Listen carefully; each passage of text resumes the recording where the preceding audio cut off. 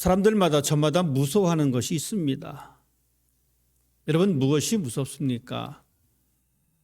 우리 어린아이들, 여러분 어린아이 때 무엇이 무서웠습니까? 어릴 적에 귀신이 무서웠습니다. 어떤 아이들은 그 귀신이 무서워서 잠을 잘 못 잘 정도로 귀신을 무서워합니다. 그런데 나이가 좀 들다 보면 귀신보다 더 무서운 것이 있습니다. 여러분, 귀신보다 무서운 것이 무엇입니까? 인생을 살아오신 분들은 귀신보다 더 무서운 것이 사람이라는 것을 알게 됩니다. 그래서 귀신은 별로 안 무서워하고 오히려 사람을 무서워합니다. 하지만 우리의 마음속에는 항상 이 귀신에 대한 생각을 가지고 있습니다. 그래서 이 귀신에 관한 이야기에 참 흥미를 느낍니다. 귀신을 쫓아내는 그 사건에 대해서 흥미를 느낍니다. 여러분 어떻습니까? 귀신은 있습니까? 없습니까? 있어요. 여러분, 귀신 있습니다. 정신 바짝 차리고 살아야 합니다. 물론 제가 여러분에게 겁을 주려고 하는 이야기가 아닙니다. 귀신은 있습니다. 우리는 그것을 어떻게 알 수 있냐면 성경을 통해서 알 수가 있습니다. 성경에는 귀신의 존재에 대해서 분명히 우리에게 이야기하고 있습니다.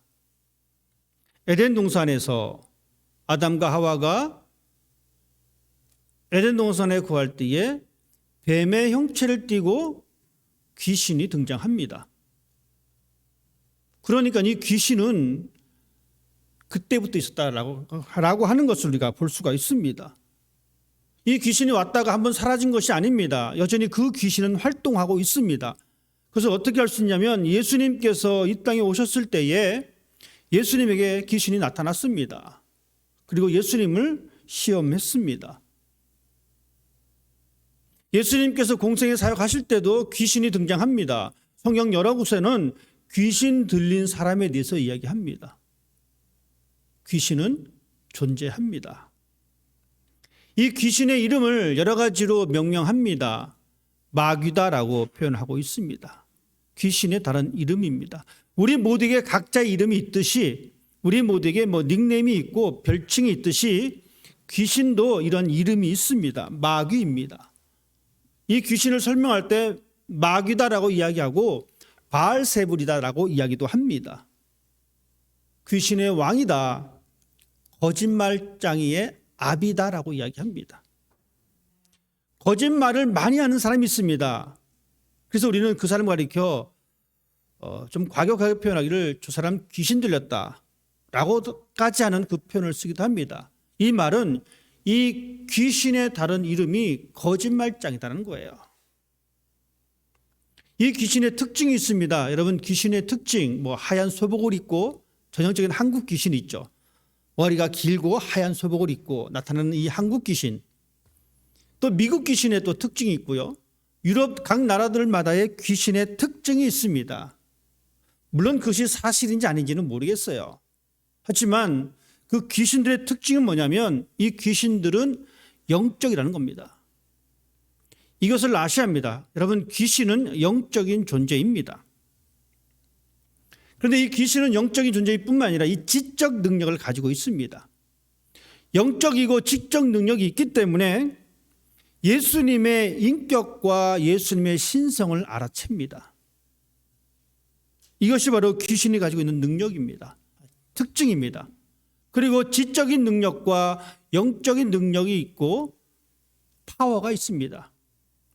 귀신은 얼만큼 능력이 있냐면 우리가 귀신과 맞서 싸울 때에 그냥 맞서서 이길 정도의 힘을 가지고 있는 존재가 아닙니다. 그냥 맞서서 싸워서 이길 존재가 아닙니다. 그러면 우리가 그 귀신과 맞닥뜨려서 싸울 수 있는 힘의 능력 원천은 무엇이냐면 성경은 말하기를 하나님의 전신갑주가 필요할 정도의 능력이 있습니다. 이 말은 내 능력과 귀신의 능력은 차이가 있다는 겁니다. 인간 한 사람 한 사람은 귀신을 제어할 능력이 부족합니다. 그래서 우리가 이 귀신을 제어할 능력을 갖기 위해서는 하나님의 전신갑주가 필요합니다. 그래서 성경은 하나님의 전신갑주를 입고 마귀를 대적하라라고 기록해 주고 있습니다. 이 말은 우리 앞에 우리가 살아가는 이 세상에 귀신이 존재한다는 겁니다. 여러분, 이 귀신이 존재하는데 혼돈되는 것이 있습니다. 귀신이 들린 사람과 정신질환자는 다릅니다. 근데 보통 교회에는 정신질환자가 있으면 그냥 크게 뭉뚱거려서 귀신 들렸다라고 표현해 버립니다. 이것 또한 잘못된 표현입니다. 귀신 들린 것과 정신질환은 별개의 문제입니다. 성경은 귀신 들린 것을 표현하기도 하고 성경 다른 곳에서는 정신질환자가 등장하기도 합니다. 같은 의미가 아닙니다. 다른 의미입니다. 정신질환은 뇌에 이상이 생겨서 생기는 병입니다. 의학적인 기술로 이것을 고칩니다. 심리적인 것 때문에 생기는 정신질환을 고치기도 합니다. 하지만 이 귀신 들림은 의학적인 조치가 무의미합니다. 의학적으로 고칠 수가 없습니다. 왜냐하면 이 사람은 어떤 형태로든 마귀에게 지배받았기 때문에 그렇습니다. 아까도 말씀드렸듯이 귀신이 가지고 있는 특징 가운데 하나가 능력이다라고 말씀드렸습니다. 이 정신질환을 가지고 있는 사람들은 인간의 한계를 벗어난 능력을 발휘할 수가 없습니다. 하지만 이 귀신 들린 사람은 인간의 능력을 넘는 초인적인 능력을 발휘합니다. 이것이 귀신 들린 사람의 커다란 차이점이기도 합니다. 말씀드렸듯이 성경은 이 두 가지를 다 기록하고 있습니다. 귀신 들린 사람과 정신질환을 가지고 있는 사람.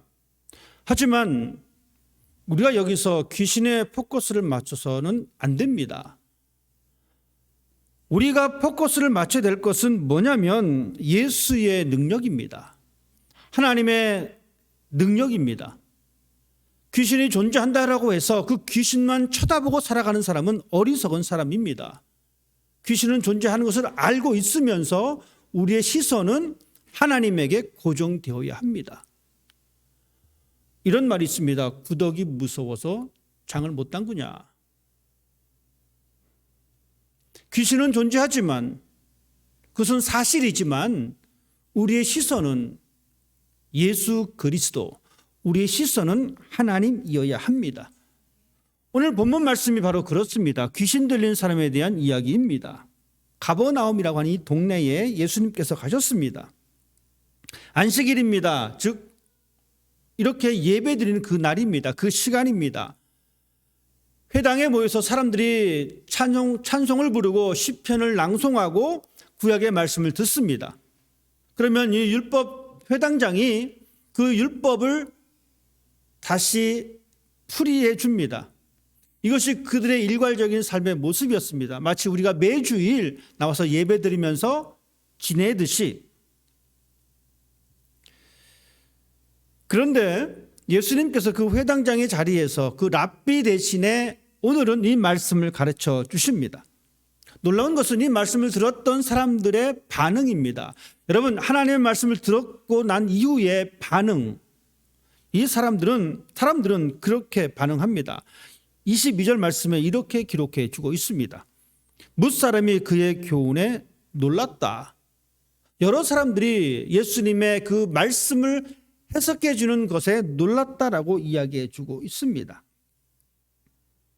예수님에 대하여 놀랐던 것은 율법의 말씀을 다시 풀이해 주신 것에 놀랐고 이후에 벌어진 사건은 있습니다. 예수님께서 귀신 들린 사람을 쫓아내셨습니다. 그리고 그것을 보고 또 사람들이 놀랐습니다. 새로운 교훈이다, 새로운 능력이다라고 놀랍니다. 분명한 것은 예수님의 말씀을 들었을 때의 사람들의 반응이 놀랐다라는 거예요. 예수님께서 귀신을 내어 쫓은 그 사건을 보면서 사람들이 놀랐다라는 것입니다. 그 현장에 없었던 사람들은 놀라지 않습니다. 현장에 있었던 사람들이 말씀을 듣고 놀랐습니다. 여러분, 무엇을 말합니까? 우리가 하나님의 말씀을 듣습니다. 어떤 사람은 그 하나님의 말씀을 듣고 마음에 감동을 받습니다. 어떤 사람들은 하나님의 말씀을 듣고 놀랍니다. 내 삶이 왜 이럴까?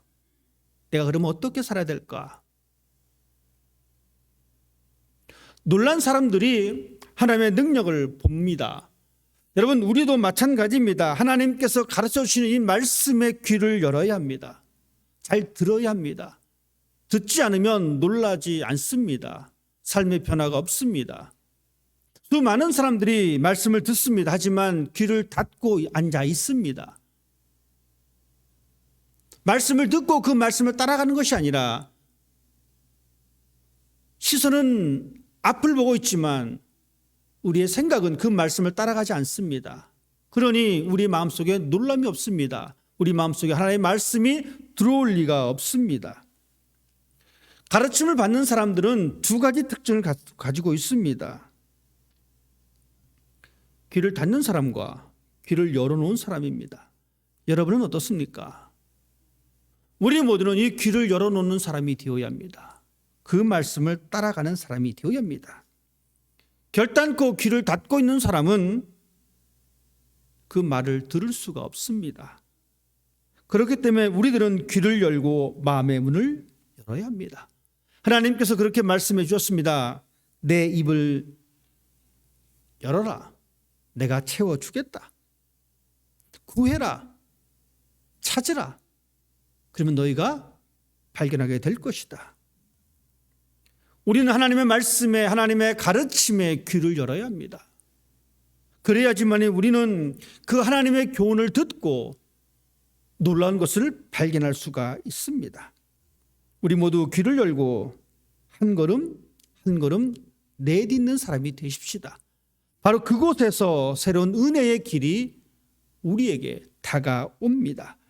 예수님의 가르침에 신앙의 귀를 열어놓는 사람이 되기를 원합니다. 하나님께서는 우리에게 말씀하십니다. 믿음은 들음에서 난다라고 우리에게 말씀해 주고 있습니다.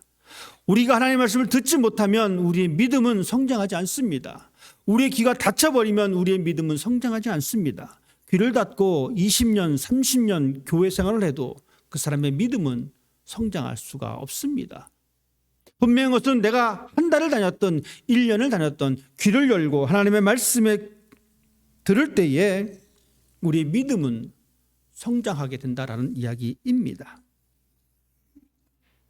오늘 성경에는 귀신에 관한 이야기가 등장합니다. 귀신 들린 사람, 어떤 사람이 과연 귀신 들린 사람일까요? 이 귀신의 역할이 무엇인지 우리는 먼저 생각해 봐야 합니다. 귀신은 예수님의 사역을 싫어했습니다. 그래서 예수님이 그 공생의 사역을 시작하시기 전에 어떻게든 그것을 막아보려고 애썼던 존재가 바로 귀신입니다. 즉 귀신이라고 하는 이 존재는 하나님의 나라를 회방하는 존재입니다. 이것이 어떤 형태로 나타날지는 모르겠어요. 영적인 존재이기 때문에. 하지만 분명한 것은 하나님과 거슬리게 되어지는 그 모든 행위들이 귀신의 역할이라고 하는 것을 볼 수가 있습니다. 성경에 등장한 이 귀신 들린 사람들의 특징은 이렇습니다. 자기 자신이 파괴되고 있습니다. 그리고 이 파괴가 자기 자신에게만 한정된 것이 아니라 그 이웃들과 그 지역사회를 파괴하고 있습니다. 즉 귀신은 삶을 파괴하는 존재입니다. 때로는 사람들에게 마음을 파괴합니다. 때로는 가정의 평화를 파괴합니다. 때로는 사회의 질서를 파괴합니다. 여러분 곰곰이 생각해 보십시다. 사회 질서가 파괴되고 있습니다. 누구의 역할이 그 속에 숨겨져 있습니까? 사탄의 역사입니다. 귀신의 역사입니다. 가정의 파괴가 허물어지고 깨집니다. 누구의 역할입니까?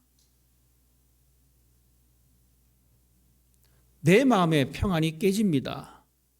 누구의 역할입니까? 귀신의 역할입니다. 귀신이 예수님을 만나고 이렇게 이야기합니다. 24절 말씀은 이렇게 표현해 주고 있습니다. 나사렛 예수여, 우리가 당신과 무슨 상관이 있나이까? 우리를 멸하러 왔나이까? 나와 당신이 무슨 상관입니까? 왜 우리를 파괴시키려고 왔습니까? 왜 우리를 멸망시키려고 왔습니까? 라고 이야기합니다. 이 말은 하나님이 추구하는 것과 그 마귀가 추구하는 것, 귀신이 추구하는 것은 충돌할 수밖에 없다는 이야기입니다. 여기서 우리는 예수님께서 이 땅에 오신 목적을 분명히 알 수가 있습니다. 예수님께서 이 땅에 오신 목적은 파괴하는 존재를 파괴하시기 위함입니다. 우리의 마음을 파괴하는, 우리의 마음을 깨트려버리는, 우리의 가정을 깨트려버리는, 이 사회의 질서를 깨트려버리는 그 존재를 결박시키려고 우리 주님은 오셨습니다. 그런데 안타깝게도 우리는 때로는 이 귀신 들린 사람처럼 행동할 때가 있습니다. 여러분, 이건 참 무서운 이야기입니다. 우리가 귀신 들린 사람처럼 행동합니다. 어떤 결과를 보면 알 수가 있습니다. 내가 이 관계를 깨고 있는 존재인가? 내가 우리 가정의 평화를 깨트리고 있는 존재인가? 내가 이 교회의 질서를 깨트리고 있는 존재인가? 내가 이 사회의 공동체의 질서를 깨트리고 있는 존재인가? 여러분, 그럴 때 사탄은, 마귀는 우리 속에 들어와서 활동하고 있다는 겁니다. 왜냐하면 분명히 사탄의 역할이, 귀신의 역할이 바로 그것이기 때문에 그렇습니다. 그런데 우리 주님은 그 자리에 오셨습니다. 우리 주님은 우리 마음속에 오셨고, 우리 주님은 우리 가정에 오셨고, 우리 주님은 이 교회에 오셨고, 우리 주님은 이 세상에 오셨습니다. 예수님의 목적이 우리 삶 속에도 그대로 적용됩니다. 귀신 들린 사람이 예수님께 그렇게 얘기합니다. 당신은 하나님의 거룩한 사람입니다. 여러분, 우리는 때로는 예수님의 영보다 더러운 영에 사로잡혀 살아갈 때가 있습니다. 참 안타까운 현실이기도 합니다. 그렇기 때문에 우리의 시선은 항상 이 더러운 곳에 머물러 있을 때가 있습니다. 그러다 보니까 우리의 삶에는 자유함이 없습니다. 우리의 삶에는 만족함이 없습니다. 왜냐하면 예수의 영이 있으면 우리 속에 자유함이 있고 우리 속에 감사함이 있을 텐데, 예수의 영이 없다 보니까 우리 속에는 자유함이 없습니다. 만족함이 없습니다. 그러니 더 많은 것을 가지려고 욕심을 부립니다. 부족한 것만 눈에 들어옵니다. 감사한 것만 눈에 들어오는 것이 아니라 부족한 것만 눈에 들어옵니다. 그것은 바로 우리가 이 더러운 영에 사로잡혀 있다는 증거입니다. 이렇게 살아가고 있는 우리들에게 우리 주님은 오셨습니다. 우리 주님은 그 사람을 외면하지 않으셨습니다. 그리고 그 사람을 향해서 예수님은 귀신을 내쫓아 주셨습니다. 귀신 들린 사람이 드디어 고침을 받았습니다. 예수님께서 꾸짖어 이르시되 잠잠하고 그 사람에게서 나오라 하시니 더러운 귀신이 그 사람에게 경련을 일으키고 큰 소리를 지르며 나오는지라. 우리 주님은 귀신 들려 힘들어하고 있는 그 사람 속에 오셔서 고쳐주십니다. 이것이 우리의 모습입니다. 시작 부분에 제가 귀신이 있다라고 말씀드렸습니다. 하지만 그 귀신이 있어서 두려워할 존재가 아닙니다. 우리는. 왜냐하면 우리 주님이 우리에게 오셔서 우리 안에 있는 그 더러운 영을 쫓아내셨기 때문에 그렇습니다. 우리는 그 거룩하신 하나님의 그 거룩하신 예수께서 우리에게 오셔서 우리를 다시 세워주십니다. 그래서 우리는 무서워할 이유가 없습니다. 예수님의 영이 우리 가운데 있기 때문에 그렇습니다. 예수님 때문에 나는 참된 생명을 얻게 되었습니다. 왜냐하면 예수님께서 참 생명이시기 때문에 예수님께서 나를 다시 세워주셨습니다. 하나님의 사람으로 다시 세워주셨습니다. 예수님이 우리 가정을 세워주십니다. 우리 가정을 외면하지 아니하십니다. 예수님은 이 사회를 다시 하나님의 질서로 세워주십니다. 하나님은 이 사회를 외면하지 아니하십니다. 이것이 바로 예수님을 믿고 있는 우리의 삶의 모습입니다. 예수님은 살아내의 삶을 살기 위해서 우리에게 다가오셨습니다. 회방이나 파멸이 아닌 질서와 회복을 위해서 우리에게 오셨습니다. 그것이 바로 예수님의 사명입니다. 이 땅에 하나님의 나라를 세우는 것입니다. 이제 우리도 이러한 삶의 자세가, 삶의 모습이 필요합니다. 우리들은 더러운 귀신을 보고 무수하는 존재가 아니라 예수와 함께 살아가는 존재로서 더 큰 빛을 보는 사람이 되어야 합니다. 악한 존재를 바라볼 필요가 전혀 없습니다. 예수 그리스도의 능력을 믿고 보는 사람이 되어야 합니다. 신앙은 우리의 포커스를 마귀와 사탄의 포커스를 두는 것이 아니라 내가 지금 얼마만큼 예수를 잘 믿고 있느냐에 우리의 포커스가 있어져야 합니다. 사람들은 예수에 대한 평가가 이렇습니다. 당신은 거룩한 사람입니다. 성경은 예수에 대해서 그렇게 또한 평가해 주고 있습니다. 당신은 거룩한 사람입니다. 거룩한 사람은 더러운 것을 파괴합니다. 그래서 예수님께서 그 귀신을 쫓아내셨습니다. 거룩한 사람은 생명을 주는 존재입니다. 그래서 하나님은 우리들에게, 예수님은 우리들에게 생명을 주셨습니다. 그리고 더 놀라운 것은 그 능력을 예수님은 제자들에게 주셨습니다. 마태복음 10장에 보면 예수님께서 제자들을 보내시면서 하신 말씀이 있습니다. 이렇게 말씀하셨습니다. 더러운 귀신을 쫓아내며 모든 병과 모든 악한 것을 고치는 권능을 주셨다. 더러운 귀신을 쫓아내며 모든 병과 모든 악한 것을 고치는 능력을 주셨다. 하나님의 권능이 예수님에게 전달되었습니다. 예수님의 권능이 제자들에게 전달되었습니다. 하나님의 권능이 예수님에게 전달된 것은 예수께서 하나님의 아들이심을 믿게 하시려고 전달된 것입니다. 예수님의 능력이 제자들에게 전달된 것은 사람들로 하여금 예수가 그리스도이심을 믿게 하려고 전달된 것입니다. 그 능력대로 제자들은 그 삶을 살아냅니다. 한 가지 우리가 그 사건을 알 수가 있습니다. 베드로와 요한이 성전에 기도하러 올라갑니다. 기도하러 올라가는데 그 입구에 안진뱅이가 있었습니다. 그래서 이 안진뱅이는 이 제자들에게 먹을 것을 요구합니다. 그러자 베드로가 무엇이라고 얘기합니까? 은과 금은 내게 없지만 나에게 있는 것 나사렛 예수의 이름으로 일어나 걸으라라고 선포합니다. 어떤 현상이 벌어졌습니까? 그 안진뱅이는 걷게 되었습니다. 예수님의 능력이 제자에게 전달되어서 사람들로 하여금 하나님을 믿게, 예수가 그리스도의 이심을 믿게 하셨습니다.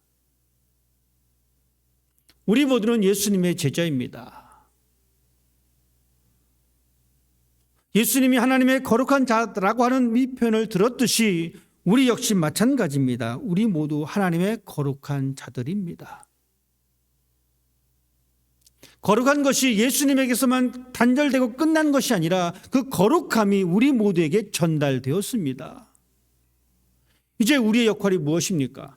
예수님께서 파괴된 자를 파괴시켰듯이 이제 우리의 사명이 그것입니다. 나가서 예수가 그리스도 있음을 선포하고 이 땅을 다시 회복시키는 것이 우리의 삶의 모습이어야 합니다. 예수의 능력으로 우리의 삶을 회복시키고 예수의 능력으로 예수의 제자로서 우리의 가정의 평화를 회복시키고 예수의 제자로서 하나님의 거룩한 사람으로서 이 사회를 다시 회복시키는 것이 우리 모두의 역할입니다. 그래서 우리가 이 세상을 위해서 기도해야 할 이유가 바로 거기에 있습니다. 우리 가정을 위해서 기도할 이유가 바로 거기에 있습니다. 우리 교회를 위해서 기도할 이유가 바로 그곳에 있습니다. 기억하십시다. 예수님만 하나님의 거룩한 사람이 아닙니다. 우리 모두 하나님의 거룩한 사람입니다. 우리에게 그 능력이 있습니다. 사도 바울이 복음을 증거할 때에 그에게 능력이 나타납니다. 바울이 가지고 있었던 그 손수건의 능력, 바울이 손을 행했던 그 모든 능력, 여러분 그 손수건이 능력이 있는 것이 아닙니다. 하나님의 능력이 그에게 나타났다는 이야기입니다. 그래서 바울은 고통당하고 있는 사람을 회복시켜 주셨습니다. 때로는 우리에게도 그러한 능력이 나타나지 않을 수도 있습니다. 누군가를 고쳐낼 능력이 없을 수도 있습니다. 신체적인 것을 고칠 수 있는 능력이 없을 수도 있습니다. 하지만 그것이 전부가 아닙니다. 우리에게도 능력이 있습니다. 파괴되고 왜곡되어진 모든 것을 바로잡을 수 있는 능력이 우리에게 있습니다. 그 사실을 기억하십시다. 나의 왜곡되어진 마음, 우리 가정에 파괴되어진 그 모습, 우리 교회에 왜곡되어진 이 모습, 이 사회의 왜곡되어진 그 모습, 이것을 고칠 능력이 누구에게 있느냐? 바로 하나님의 능력이 예수에게 임했고 예수의 능력이 제자들에게 임했고 예수의 능력이 우리에게 임했다면 우리도 충분히 그 일을 감당할 수가 있습니다. 하나님의 권능이 우리 가운데 있습니다. 그 능력으로 여러분 속에 있는 더러운 영들을 내쫓는 사람이 되기를 원합니다. 그 능력으로 여러분의 가정을 새롭게 세울 수 있는 사람이 되기를 원합니다. 그 하나님의 능력으로 이 교회를 새롭게 세울 수 있는 사람이 되기를 원합니다. 그때 비로소 내 마음속에 하나님의 나라가 건설됩니다.